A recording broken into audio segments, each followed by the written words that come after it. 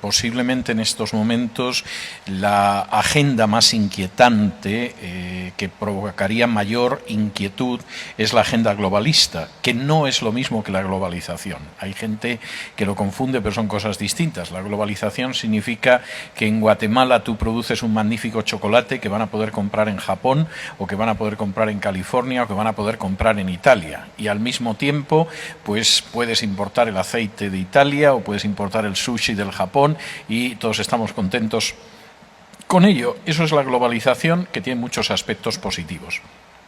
La agenda globalista es algo muy diferente. La agenda globalista es un proyecto de dominio planetario, de dominio global, de dominio universal, que además, para poder imponerse, tiene que acabar con una serie de escollos que tiene enfrente. Y esos escollos fundamentalmente son la soberanía de las naciones, es decir, hay que conseguir que las naciones cada vez sean menos soberanas, y por cierto tengo que decir que Guatemala en ese sentido es uno de los tubos de ensayo de mayor relevancia de la que puedan pensar incluso los propios guatemaltecos. Por supuesto, hay que acabar con la familia. La familia, en última instancia, es la última trinchera de cualquier cultura humana frente a crisis, como puede ser una crisis económica, una revolución, una guerra. Bueno, la familia es la última trinchera, el último lugar en el que te escondes. Y, por supuesto, el cristianismo, que tiene una escala de valores que, por supuesto, no va a ver con ojos de agrado lo que significa esa agenda globalista. Esa agenda globalista, en algunos casos, se desplaza a través de las organizaciones internacionales, y de hecho hay organizaciones internacionales que, fingiendo que ayudan a las distintas naciones, sin embargo las esclavizan a través de la deuda, a través de imponerles un programa político y social concreto, etcétera, etcétera.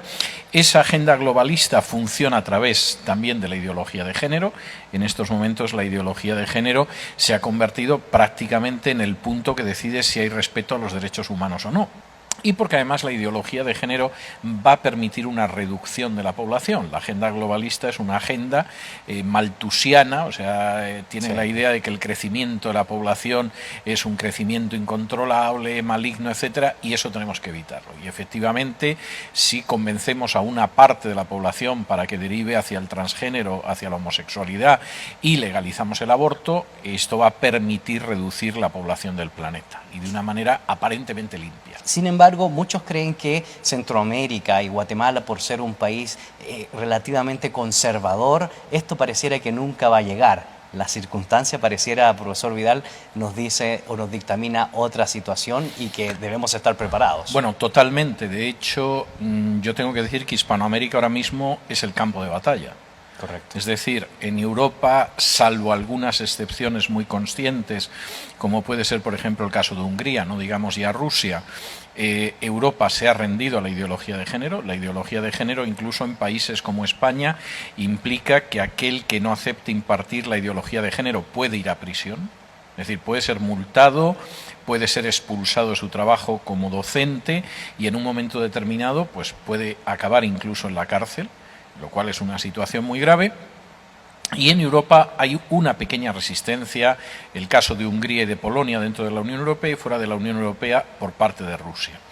En el caso de Asia, evidentemente pretender que la ideología de género va a ser admitida por el mundo islámico es algo impensable. China está resistiendo también, porque China considera que la ideología de género es como el opio que envenenó a los chinos en el siglo XIX. Correcto. Es decir, ellos dicen, igual que Gran Bretaña nos obligó a aceptar el opio para envenenar a la población china y someternos, el actual opio es la ideología de género. Y entonces el campo de batalla es Hispanoamérica. Hispanoamérica, que tiene el precedente tristísimo de España, de otras naciones europeas, y por supuesto Hispanoamérica sin ningún tipo de excepción. Es decir, la idea es que eso vaya desde el Río Grande hasta la Tierra del Fuego y que por supuesto incluya incluso los pequeños países de Centroamérica, no solo Argentina o el Brasil o Chile o México, sino que esto afecte a los pequeños países.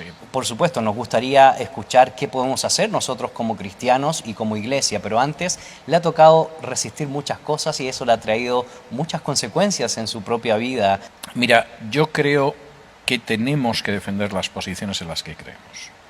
Y cuando algunos piensan que pactando con el mal te va a dejar vivir tranquilo, y están olvidando ese pasaje del Sermón del Monte donde Jesús dice que cuando la sal no sala, el resultado no es que la sal queda tranquilita en su estante, sino que la tiran y la pisotean. Y esta es una situación que yo he vivido con enorme dolor en el caso de mi país de origen, que es España.